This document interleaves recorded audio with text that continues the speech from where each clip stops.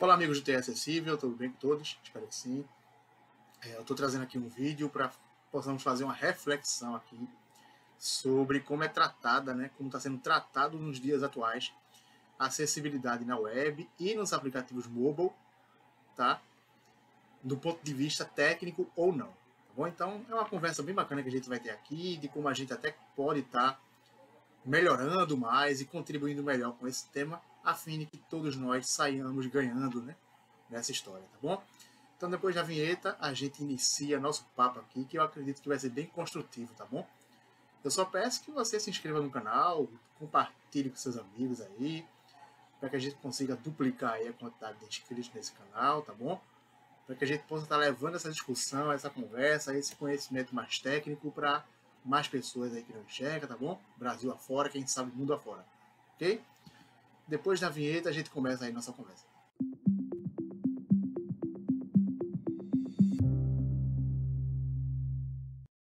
Então, gente, é o seguinte, eu já tenho meus 10 anos de experiência na área de desenvolvimento, na área de software, engenharia de software como um todo. E, para ser muito sincero, eu sou formado em análise e desenvolvimento de sistemas, tá? Já tenho essa experiência de 10 anos. E eu tenho percebido que de uns anos para cá, vamos dizer assim, que de uns 5 anos para cá, na verdade menos, eu acho que de forma mais expressiva, de uns 3 anos aqui, eu tenho notado que as pessoas têm utilizado a internet, nas diversas formas aí de interação, LinkedIn, vídeos no YouTube, postagens em Facebook, até Instagram, para disseminar esse tema tão maravilhoso e incrível que é a acessibilidade web.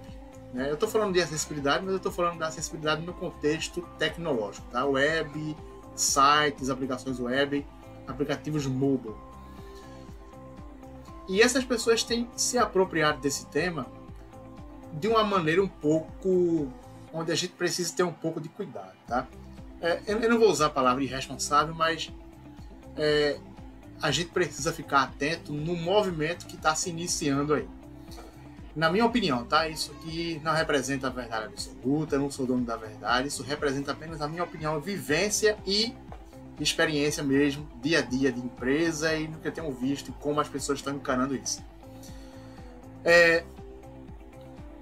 Há um tempo atrás, a gente sofria muito porque os sites eram muito pouco acessíveis ou quase nada acessíveis, os aplicativos de celular, os pouquíssimos que tinham com acessibilidade, ainda assim era algo assim tenebroso. E isso mudou muito de uns anos para cá, De uns bons anos para cá isso vem melhorado muito.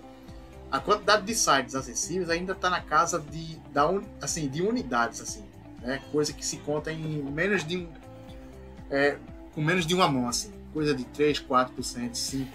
Para ser muito otimista, acho que passa longe de 5%.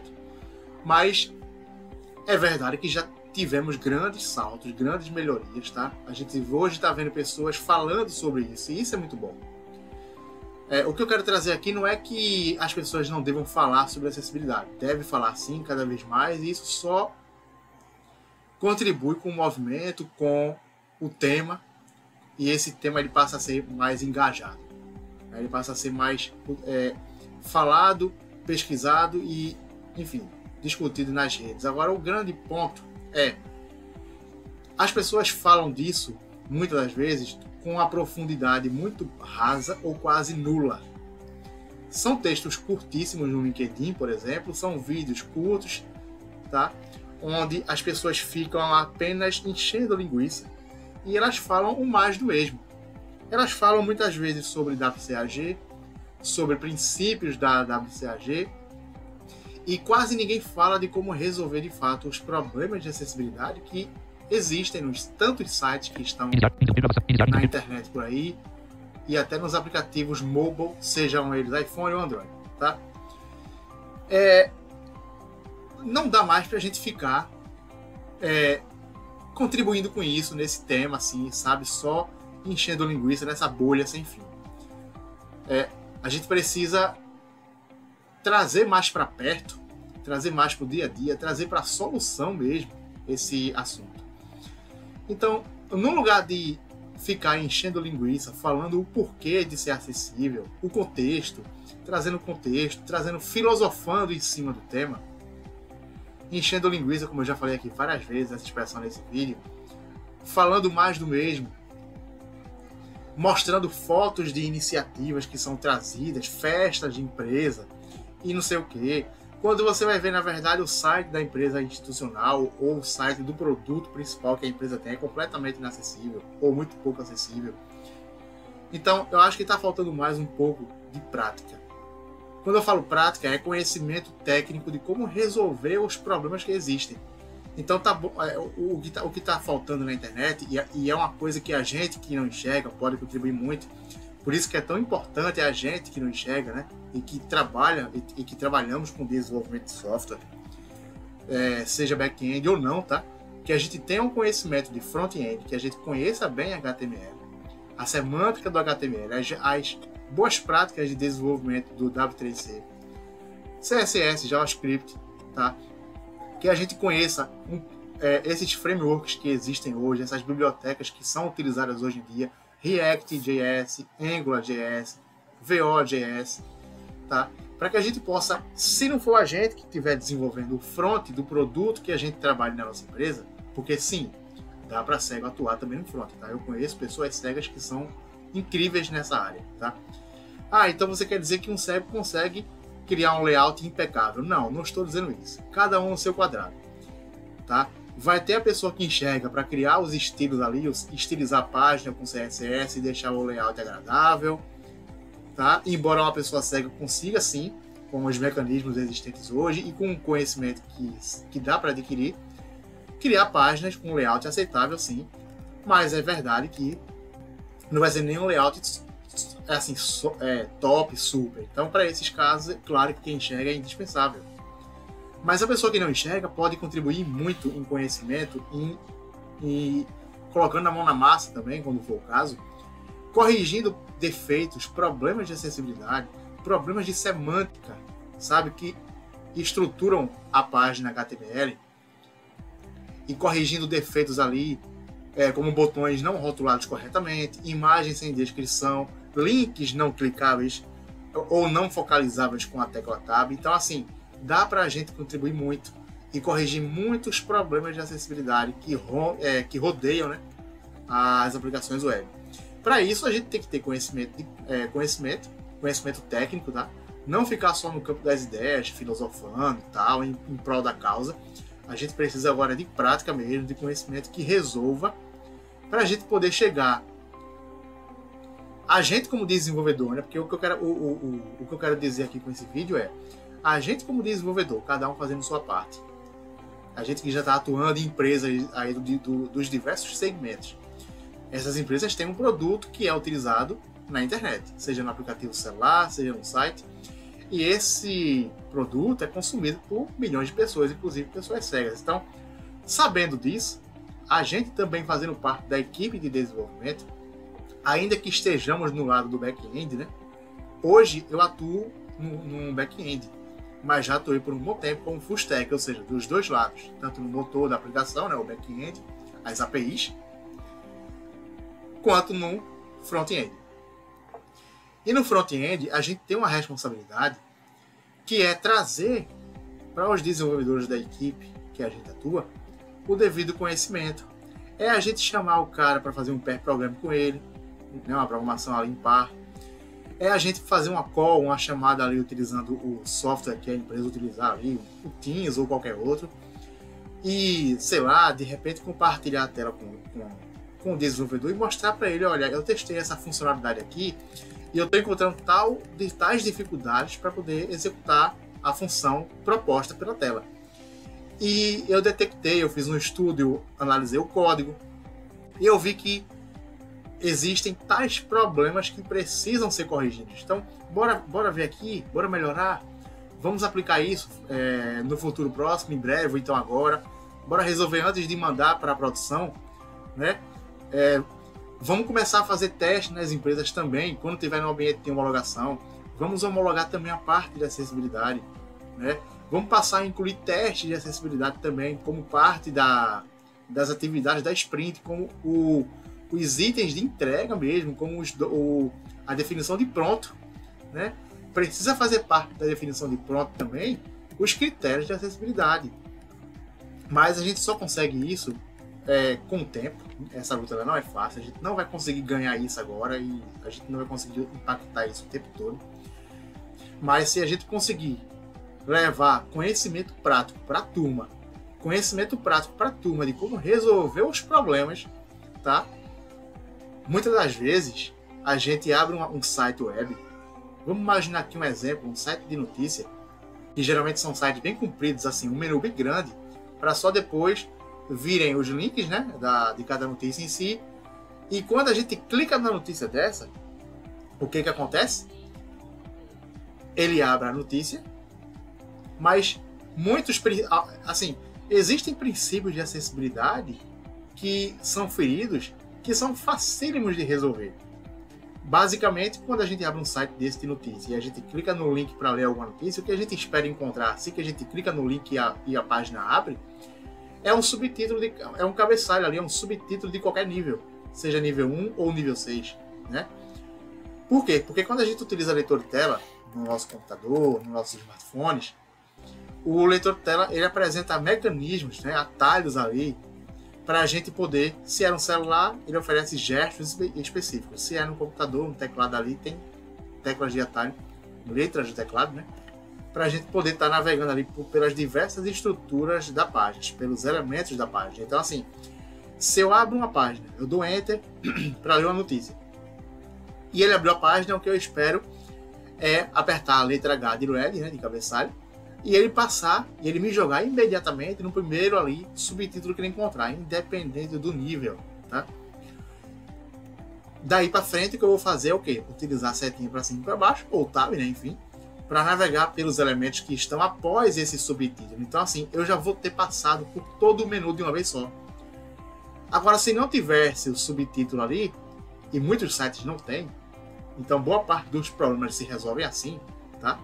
Ou seja, é algo bem simples que o W3C já prega, já fala há muitos anos, há muito tempo, tá? E muita gente não segue. Quando isso acontece, quando não se segue esse princípio, a gente abre uma página dessa, a gente não encontra algum subtítulo, a gente tem algumas opções.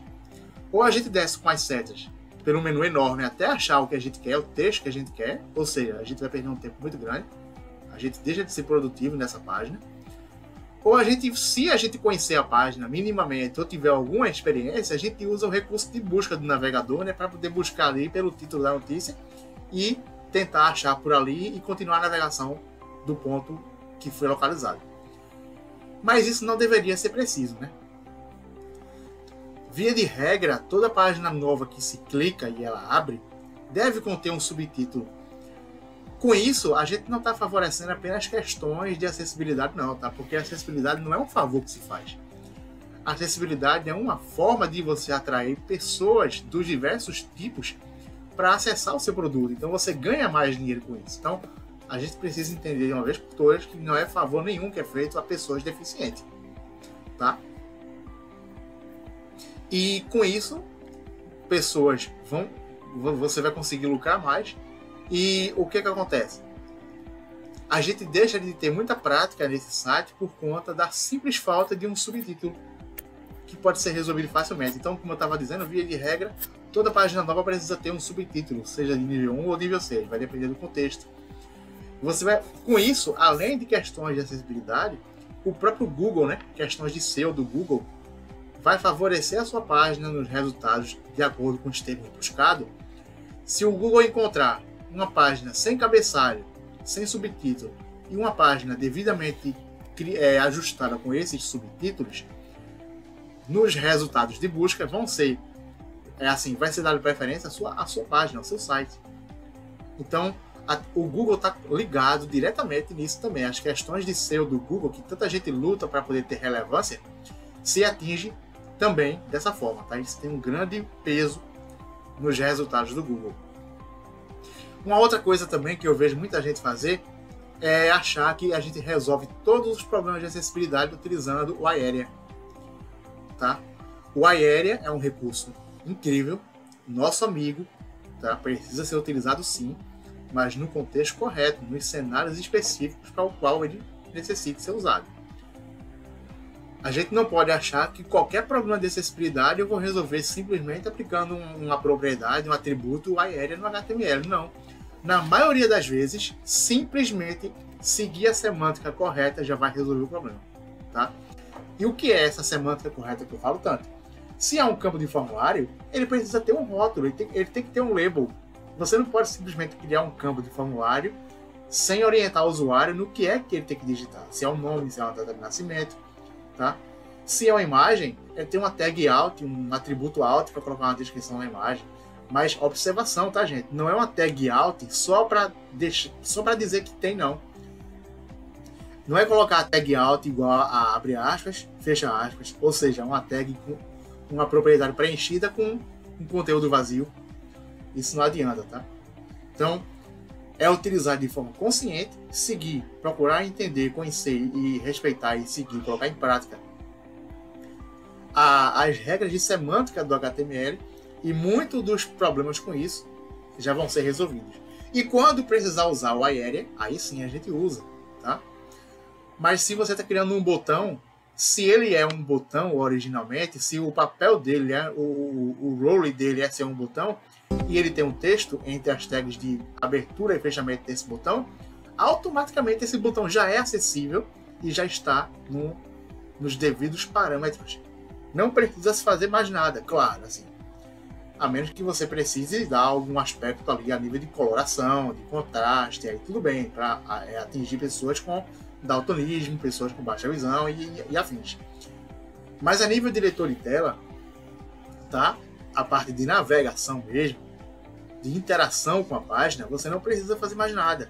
E eu vejo gente falando que precisa utilizar no botão o atributo area traço label e colocar um texto para esse botão. Não precisa, porque a própria tag de botão ela tem abertura e fechamento, menor que button, maior que, menor que barra button, maior que, e entre essas tags já vai o texto do botão. Tá? Então não precisa de mais nada a nível de atributo. Tá bom? Então é essa consciência, é esse conhecimento que eu quero estimular aqui e esse poder de decisão que a gente pode passar a ter a partir de então, né? Cada um fazendo sua parte, de grão em grão, né? A gente chega lá, né? Cada um dentro do possível com os conhecimentos técnicos que tem, com os conhecimentos de engenharia de software, de boas práticas, de UX, né? Se fala muito de UX nos dias de hoje, mas a turma fala muito de UX, mas esquece que a acessibilidade caminha de mãos dadas com experiência do usuário, né? UX. E o que eu vejo muita gente falar a respeito de experiência do usuário tem muito a ver com colorir as páginas de acordo com, assim, o estímulo visual que isso causa no cérebro da pessoa, para estimular a pessoa a clicar em alguma coisa. Se é uma página de venda de algum produto, a turma incentiva muito a utilizar UX, né, para fazer a pessoa clicar no botão de comprar.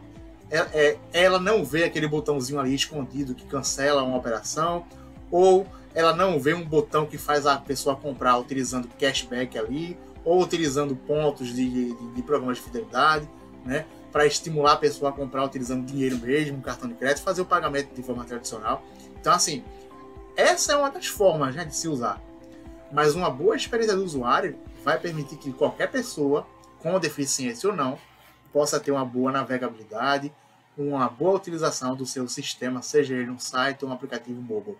Tá? Então, não dá para separar acessibilidade de experiência do usuário. Tá? Se está fazendo isso, o seu produto ele é qualquer coisa menos acessível e com nenhuma ou pouquíssima experiência do usuário. Tá?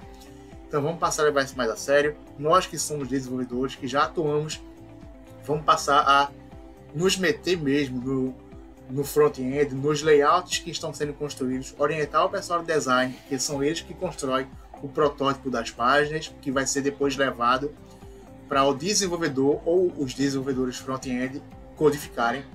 E eles vão codificar de acordo com o conhecimento que eles têm e de acordo com o que a equipe de design projetou. Então a gente já tem que ir na raiz ali, tá? Ir na raiz no pessoal de design e e na raiz também no pessoal que vai desenvolver, dizendo, olha, isso aqui está errado, vamos colocar um subtítulo aqui, ou então vamos utilizar uma tag aqui, o area, nessa parte, ou então não vamos utilizar, está usando, mas vamos tirar, por essa razão e outra, tá? É a gente também se meter, passar a analisar, no bom sentido da palavra se meter, né? Tudo com cautela, com humildade, com conhecimento técnico e em prol mesmo de melhorar o produto, né? Como todo mundo quer fazer. A se meter nos pull requests, né? Dar opinião, corrigir, chamar a pessoa, fazer testes, tá? E depois que corrigir, mandar o pull request de novo. E aí assim a gente consegue impactar. Sim, um ponto importante. Só vai ser problemas de acessibilidade só vão ser resolvidos quando eles estiverem no backlog, tá? Se não está no backlog de alguma coisa que precisa ser resolvida, priorizada, seja um bug, uma issue, ou uma funcionalidade, uma melhoria, se não está no backlog, nunca vai passar para sprints, tá?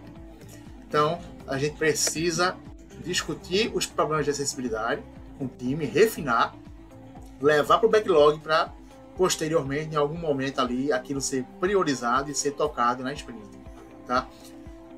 Mas, independente disso, para toda nova função que está sendo construída, vamos passar a nos meter, vamos passar a contribuir, eu acho que a palavra melhor é essa, tá? A contribuir com o que está sendo desenvolvido, dando pitaco ali, corrigindo, né?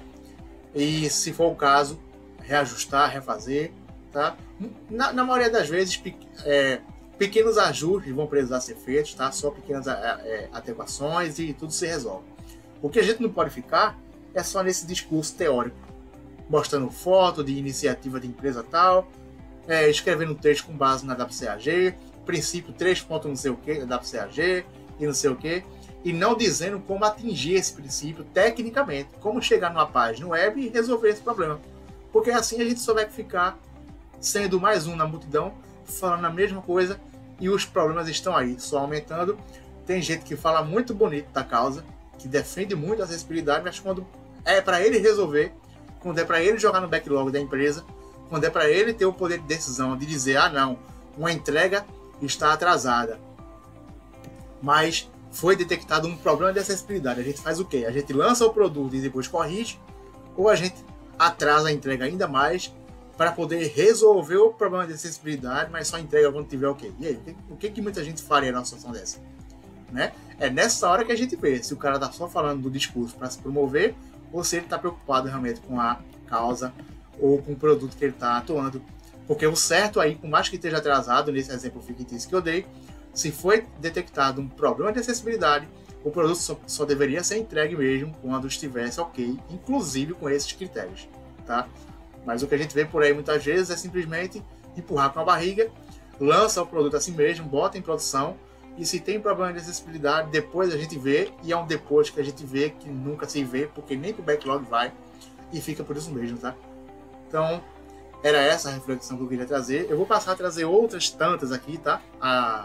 Sobre essa área de tecnologia, pra gente não ficar só nessa parte de código, tá? Então, a gente vai passar a ter mais esse tipo de conteúdo aqui, que muitas vezes é dúvida de muita gente, e muita gente nem imagina como tirar essas dúvidas, o que existe aí em prol de tantos assuntos, tá? Então, eu vou passar a diversificar um pouco mais o conteúdo a partir de então, tá ok? Espero que tenham gostado, a gente continua essa discussão de forma saudável nos comentários, fiquem à vontade para propor novos vídeos, tá bom? E até o próximo, forte abraço!